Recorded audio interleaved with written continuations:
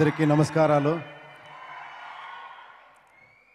ఏం మాట్లాడేదో తెలీదు, చాలా పెద్ద పెద్ద వాళ్ళు ఉన్నారు ఇక్కడ, చాలా భయంగా ఉంది.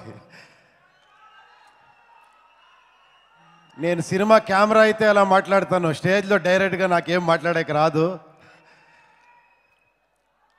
ఏమంటే చాలా ఆఫ్టర్ లాంగ్ టైం నేను మళ్ళీ తెలుగు ఫిలిం స్ట్రైట్ ఫిలింలో నటిస్తున్నాను. చాలా పెద్ద థ్యాంక్స్ డైరెక్టర్ త్రివిక్రమ్ గారికి చెప్పాలి.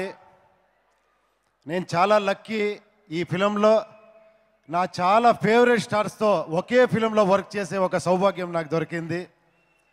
నా ఫేవరెట్ స్టార్ బన్నీ గారు,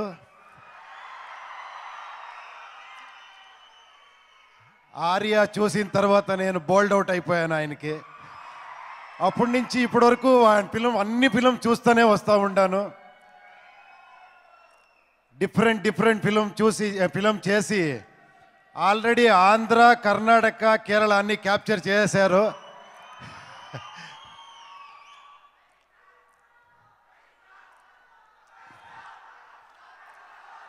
ఇంకొకటి ఏంటంటే లెజెండరీ ఆర్టిస్ట్ రాజేంద్ర ప్రసాద్ గారు, ఆయనతో వర్క్ చేసే సౌభాగ్యం దొరికింది.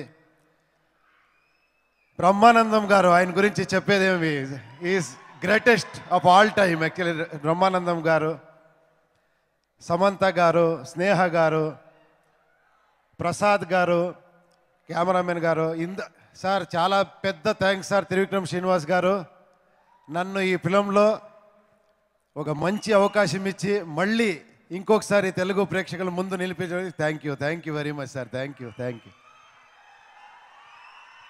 అప్పటికిప్పటికి ఏం మారిందత్త? అప్పుడు ఆయన చేతిలో, ఇప్పుడు ఈయన చేతిలో, అంతేగా తేడా? అప్పుడు మా తాత చేసిన తప్పు అయితే ఇప్పుడు మీరు చేసింది కూడా తప్పే. నీ కూతురు వదిలే, నేను తీసుకుపోతాను.